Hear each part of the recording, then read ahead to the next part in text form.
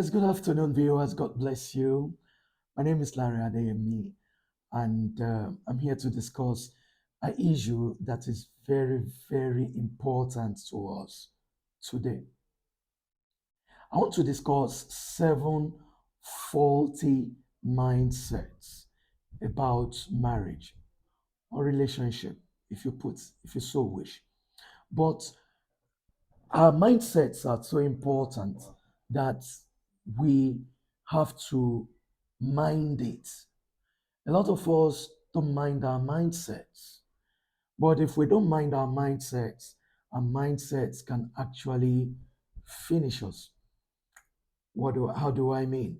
There are certain mindsets and beliefs that we have before we get into marriage that are actually hurting our marriages. And that's why we need to mind our mindsets. Number one, there's this mindset that, hey, marriage is hard, so hard. And some people just feel that marriage is hard, so we can't crack it. And that's why you see a lot of people, they're not interested in getting married. They feel, hey, I don't want to put my head in that kind of a situation that I can't crack. So people think it's hard, that the union is hard. How can you start to live together with somebody you don't know? Somebody who just told you, I love you, and come and hurt you again. Marriage is not hard. You just need to be patient to get the right person to get married to. The moment you get the right person, I tell people, when you get the right person that you are getting married to, 50 to 70% of your marital problem is resolved. If the wrong person is in your life and you have a financial problem, is going to give you or she's going to give you a tough time of your life. If you marry the wrong person and you have little emotional problem, they are going to give you the problem of your life. So marriage is not the problem. It is the people and the perception of marriage that the problems are. I tell you, when I was in my days, they call it Form 3. We were supposed to start doing physics at the time. And before I got into Form 3, my senior brothers have told me, especially the immediate one, told me, oh, physics is hard. Physics is hard. And when the physics teacher comes, he leaves the class and stuff, physics is hard. So when I started doing physics, I had this notion, this mindset that physics was hard. So I didn't even give the teacher a chance. Unfortunately for me, even when the teacher came, and she was always coming to the class with some pieces of wood or something to discipline people. So it just confirmed what my brother said about physics and physics teachers.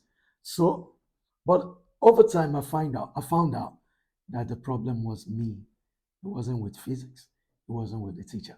So many times, the problem with marriage is you.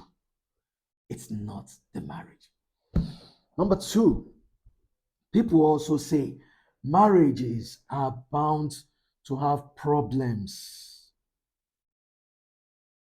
Sometimes when people are in marriage and they don't have problems, they are terrified that they don't have problem because they believe that there has to always be problem in marriage.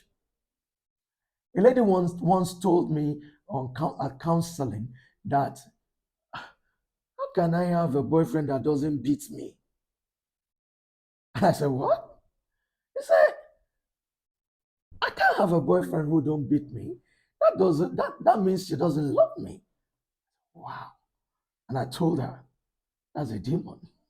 It's not normal. You need deliverance. But I found out later that her parents, the father abuses the mom, and she has seen it as a normal thing. And the family gets going. Even with that, it really don't bother her anymore. Her boyfriend batters her. She felt that was the right thing to do. So those are one of the mindsets that marriages have to have problems. So when there is no problem, we have a problem. That there is no problem. So marriages don't always have problems as long as we are managing our situations properly. You can have a problem-free marriage. Number three, will walk away if my marriage has a problem. There are a lot of people I've spoken with, and they tell me if I get married and the marriage has a problem, I just walk away. I don't want anybody to come and kill me. But the truth is, there is nothing we engage in that don't really have a problem, that don't really have challenges. We have challenges with our careers. We have challenges with our businesses. We have challenges with raising our children. Why can't we have challenges with marriages?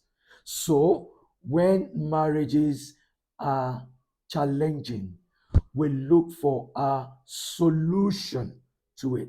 And many times it's because we don't get understanding about the subject we are going through. That is why we feel that there has to always be a problem in marriage. Number three, uh, my spouse will meet all my needs. My spouse will meet all my needs. Please, your spouse cannot meet all your needs. I've heard young ladies say, "Oh, don't worry, when I'm married, everything will just be fine. Happily after forever." It don't work that way. Marriage is work. Marriage is functionality. You must understand what you are in your marriage for. Don't get into marriage and all you are expecting is bliss. Bliss. It can't always be bliss. It is work. You have to work it out. So my spouse, my spouse will meet all my needs. Your spouse cannot meet all your needs. Your spouse will meet some needs, and some needs you will have to do it or without. Truth is this. I've heard some people say they are lonely because they are not married. May I let you know that nothing makes you lonely like marriage. In marriage, you can be very lonely. You can be, both of you can be in the same house, yet lonely, not talking to each other. So your spouse is not the one that will make you happy. You have to find happiness in who you are. You have to find joy in your purpose and in your vision. When you have joy in your purpose and in your vision, then you cannot be lonely. Loneliness is as a result of purposelessness. Number five, number four, okay? Abuse is a normal occurrence in marriage. I think I mentioned that earlier, so I don't want to go to that. It is impossible to stick to only one partner for life. I have heard men open up to me to say, Pastor, I did it, but I can't open up to her. That you know how it is now. It is not possible for a man to stick with a woman all his life. That like men are are beings of variety. So they like to eat jollof rice and fried rice and beans and stuff. Eh, I admit that men are people of variety. Yet we have to be disciplined. because it is the discipline that makes you a man. The fact that you clamor to sleep with people does not make you actually sleep with them. You do what is right and not what you feel. Many men do what they feel because their body cry or yearn for somebody else. And so they do it because they feel it. You don't have to do it because you feel like it. It is not normal. Infidelity is not normal. Infidelity is a problem, and you need to deal with the situation. It is a spirit, if you allow me to say so. It's if you don't deal with it, you live with it forever, and it's a destructive tool. It can destroy you and destroy your family. I can't be happy or fulfilled in life until I am married. I cannot be happy. Some people just feel they can never be happy in life until they are married. Marriage doesn't actually give you joy. No, marriage don't give you joy. Marriage is just there for you to serve each other. The man serves the woman serves the man. You attempt to make yourself happy. But marriage in itself don't make you happy. You have to find happiness in yourself. If you are not married as a single, if you are not happy as a single, it's not there's no tendency that you'll be married as a married person. That is the plain truth.